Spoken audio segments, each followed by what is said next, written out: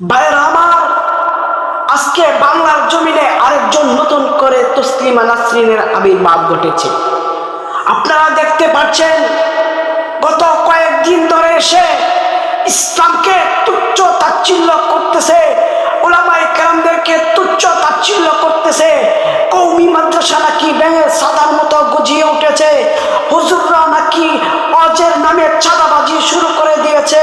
হুজুররা নাকি তাদের স্বাধীনতা কেড়ে নিচ্ছে। হুজুররা নাকি বাংলাদেশ বিরোধী, স্বাধীনতা বিরোধী।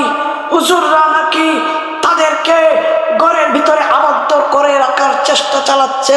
সে বলে কোরআনের মধ্যে নাকি পর্দার কোনো আয়াত নেই। স্পষ্ট বক্তব্য হলো, যদি ওই কুলাঙ্গানি, ওই শাহবাগী, ওই দ্বিতীয় তসলিমা নাসরিন সে যদি এই সকল বক্তব্য প্রত্যাহার না করে, তাহলে তসলিমা নাসরিনের মতো তাকেও বাংলাদেশে থাকতে দেওয়া হবে না।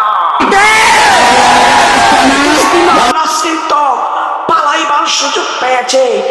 ওই তসলিমা নাসরিন, দ্বিতীয় তসলিমা নাসরিন পালানোরও সুযোগ পাবে না।